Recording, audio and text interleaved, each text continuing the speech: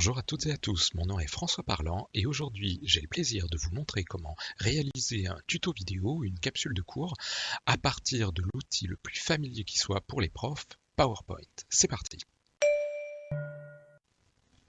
Si vous voulez faire un montage vidéo, bien sûr, il vous faut des vidéos. Pour les ajouter dans votre PowerPoint, mettez-vous par exemple sur une diapositive, allez dans Insertion et choisissez Vidéo et prenez les vidéos sur votre appareil. Vous pouvez prendre des vidéos de différents formats, MP4, MKV, etc.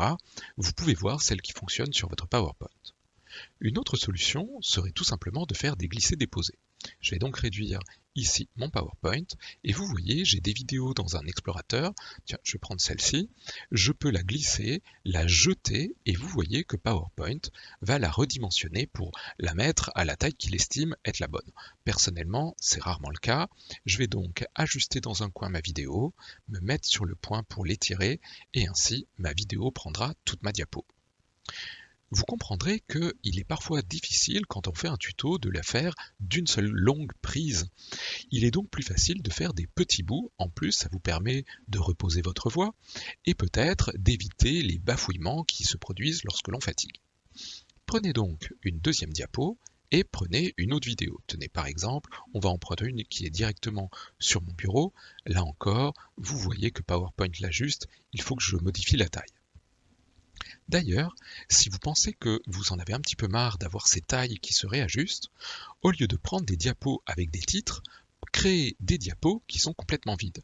Pour cela, dans Nouvelle diapositive, prenez vide et vous allez voir la vidéo de tout à l'heure, si je la jette ici, qu'est-ce qui se passe? Eh bien tout simplement, elle n'est pas redimensionnée par PowerPoint et moi elle s'ajuste assez bien puisque la taille de mon écran correspond à la taille de ma diapo.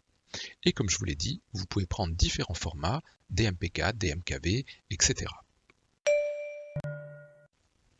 Si vous êtes sous Windows, vous découvrirez qu'il y a une autre méthode pour ajouter des vidéos, c'est de faire une capture d'écran. Toujours dans Insertion, vous avez au bout, dans les PowerPoint de Windows, l'enregistrement de l'écran. Si vous êtes sous Mac, ne vous inquiétez pas, vous avez déjà vous aussi l'outil enregistrement de l'écran, soit il est disponible comme application dans votre Mac, soit il est disponible dans QuickTime. Ici, restons sur Windows, je vous montre comment cela fonctionne. Je clique sur enregistrement de l'écran, instantanément, j'ai une petite croix qui apparaît qui me demande de sélectionner la zone qui va m'intéresser. Je peux soit prendre une petite zone, et si jamais cela ne me convient pas, je peux cliquer ici pour resélectionner et par exemple prendre tout mon écran, ce qui est généralement ce que je fais quand je fais un tuto. Vous voyez ici que la case enregistrer le pointeur est cochée et que enregistrer l'audio est également coché. Une fois que je suis prêt, je peux cliquer sur enregistrer et vous allez avoir, il va y avoir un petit décompte qui va se faire et vous verrez dessus le raccourci clavier pour arrêter. Honnêtement, vous allez voir que ça ne va pas être simple. C'est parti. 3, 2, 1, le raccourci pour arrêter c'est, eh ben voilà, vous ne l'avez pas vu, Windows, majuscule et Q. Bon alors, vous faites votre petit blabla, blablabla, quand vous en avez marre, soit vous faites Windows, maj Q, soit, c'est pas très joli mais ça marche quand même, vous remontez tout en haut et vous avez le bouton arrêter ici, je clique. À partir du moment où je clique, vous voyez que la vidéo s'importe dans mon PowerPoint et je peux ici vérifier ce que j'ai fait en faisant lecture. Si pour arrêter, c'est blablabla. Que vous ayez des vidéos enregistrées par l'enregistrement de l'écran ou que vous ayez ajouté des vidéos, vous aurez à chaque fois la possibilité de faire un clic droit sur votre vidéo et de choisir plusieurs choses. La première chose, c'est de faire un petit découpage. Vous allez voir ici, j'ai la possibilité de modifier un petit peu le moment du début, le moment de la fin. Et ici, une fois que je suis content, je peux faire OK et dans ce cas-là, cette vidéo sera un petit peu réduite. Vous verrez que ce n'est pas facile de faire un découpage en plein milieu si vous voulez enlever un moment. À mon avis, il vaut mieux utiliser un autre logiciel. L'autre solution, ce serait tout simplement de dupliquer la diapo et ici, de faire un découpage qui va jusqu'à, par exemple, le moment où vous avez bafouillé. hop, ça s'arrêtera à ce moment-là. Et donc, une fois que vous êtes content, vous pouvez prendre l'autre vidéo identique et de dire qu'elle va commencer juste après que vous ayez bafouillé. Hop, par exemple, ici. Et vous faites OK. On a donc 2 morceaux de vidéo pour arriver à éviter un petit moment que vous vouliez couper. Pour l'instant, vos vidéos sont bien dans vos diapos, mais lorsque vous allez jouer votre diaporama, vous allez voir qu'il ne se passe rien. Tout simplement parce que nous n'avons pas dit à PowerPoint qu'il fallait lancer automatiquement les vidéos lorsqu'on arrive sur une diapo. Je vous invite donc à cliquer sur chacune de vos vidéos, faire un clic droit et regardez ici, vous avez le bouton démarrer. Vous pouvez choisir de les faire se démarrer automatiquement. Ainsi, à chaque fois qu'on arrivera sur une diapo, la vidéo se lancera toute seule. Si comme moi, vos tutos vont très rapidement contenir presque une trentaine de petits bouts chacun sur leur diapo et que vous en avez marre de faire des clics droits et de faire démarrage automatique à chaque fois, je vous invite à tout simplement créer une petite macro qui fasse cela. De mon côté, j'ai créé une petite macro qui fait démarrer toutes les vidéos en auto. Ça me simplifie énormément la vie. J'essaierai de vous la mettre à disposition. Vous êtes maintenant prêt à exporter votre diaporama en une seule diapo. Pour cela, vous faites Fichier. Ici, vous choisissez Exporter et créer une vidéo. Vous pouvez choisir maintenant la résolution, c'est-à-dire la qualité de la vidéo. Vous pouvez choisir le minutage, personnellement je ne m'en sers pas. Et ici, vous avez 5 secondes qui vont être le temps passé entre chaque diapo. Personnellement, je trouve que ce n'est pas du tout ce qui m'intéresse. Vous pouvez donc soit créer la vidéo maintenant, soit faire comme moi, un petit ajustement dans votre diaporama. Je vais donc faire une petite modification avant de lancer mon export. Je vais aller dans les transitions et ici vous voyez qu'on peut modifier 2 choses. D'abord le type de transition qu'il y aura entre les différentes diapos, je ne vais pas y toucher pour l'instant. Vous avez la durée de cette transition, souvent c'est 2 secondes, moi je le réduis. Et vous avez ici le fait de savoir si c'est manuel ou immédiat. Bien sûr, moi j'ai envie que les vidéos s'enchaînent sans pause entre chacune d'entre elles. Je vais donc dire que je veux qu'on passe d'une diapo à la suivante après 0 secondes. Et vous allez voir que 0 secondes, ça veut dire lorsque la vidéo qui est dessus, c'est terminé. Lorsque vous avez trouvé le bon réglage, je vous invite à l'appliquer partout de manière à ce que cela s'applique à toutes vos diapos sans que vous ayez besoin de le faire diapo par diapo. 2 petites remarques sur les transitions qui m'incitent à ne pas trop les utiliser. La première, c'est que lorsque je mets une transition entre 2 diapos qui contiennent des vidéos, ce n'est pas la dernière image de ma vidéo qui est utilisée pour passer à la suivante, c'est la première image de ma vidéo, ce qui donne des effets des fois un petit peu bizarres.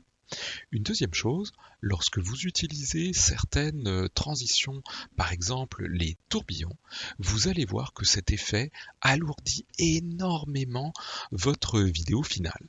Si jamais vous en mettez à plusieurs endroits, vous allez avoir une vidéo énorme à la fin. N'utilisez surtout pas ce type de transition. Personnellement, j'adore me servir de PowerPoint pour éditer une vidéo parce que c'est beaucoup plus simple que la plupart des logiciels professionnels. Imaginons, j'ai envie de cacher à un moment quelque chose dans une vidéo, un visage, un mot de passe, une adresse mail ou quelque chose comme ça. Je peux tout simplement me rendre dans le menu Insertion et ajouter une forme. Par exemple, on va la mettre ici. Je vais vous la mettre en couleur pour qu'on la voie bien. Et maintenant, je voudrais régler à quel moment elle apparaît et à quel moment elle disparaît. Pour ce faire, je vais dans le menu Animation. Ici, il existe plein d'animations. Je vais cliquer sur Apparaître et vous allez voir qu'il y a un petit 1 qui apparaît ici pour me dire qu'il y a une première animation. Et je peux cliquer sur le bouton Ajouter une animation pour, par exemple, faire une sortie qui va être disparaître. Et hop, vous allez voir, il y a un petit 2 qui apparaît ici. Maintenant, comment faire pour dire à PowerPoint à quel moment dans ma vidéo je veux que ça apparaisse et à quel moment je veux que ça disparaisse? Toujours dans le menu Animation, je dispose d'un volet d'animation où je vais pouvoir éditer les choses. Alors je vais l'agrandir un tout petit peu. Première chose à faire, vous voyez ici que les déclencheurs, ça va être des clics. Moi, je n'ai pas du tout envie de cliquer pour faire apparaître ou de cliquer pour faire disparaître. Je vais donc faire un clic droit et je vais marquer démarrer avec le précédent pour l'animation apparaître et la même chose, démarrer avec le précédent pour disparaître. Maintenant, vous voyez que je vais pouvoir caler moi-même les moments du début. En cliquant sur le petit symbole ici, je peux déplacer le moment où va apparaître mon rectangle et je peux déplacer le moment auquel va disparaître ce rectangle. Vous voyez ici, j'ai l'heure du début et vous avez tout en bas la possibilité de vous déplacer dans une longue vidéo pour aller le mettre au bon endroit si vous aviez envie. Vite, essayons de revenir au début pour faire réapparaître mes petites flèches. Maintenant, vous pouvez bien sûr lire à partir de ou lancer l'aperçu pour vérifier dans votre vidéo si ça va apparaître au bon moment. Alors, je vous avoue, dans les vidéos, il vaut mieux lancer le diaporama pour voir vraiment les choses apparaître ou disparaître, parce que votre rectangle, il a tendance à rester toujours là, et on ne voit pas dans l'aperçu à quel moment vraiment les animations ont lieu. De la même manière, vous pouvez ajouter des petits messages si jamais vous vous êtes trompé ou vous avez oublié quelque chose dans votre tutoriel. Par exemple ici, j'ai utilisé l'animation entrée brusque et sortie brusque et mon petit message apparaît et disparaît sur le bord, j'aurais pu le mettre n'importe où. Vous pouvez également, dans vos petits messages, modifier ici, si vous avez envie, la transparence de cette forme, de manière à permettre aux gens peut-être de voir ce qui se passe derrière. Ici, je peux augmenter cette transparence.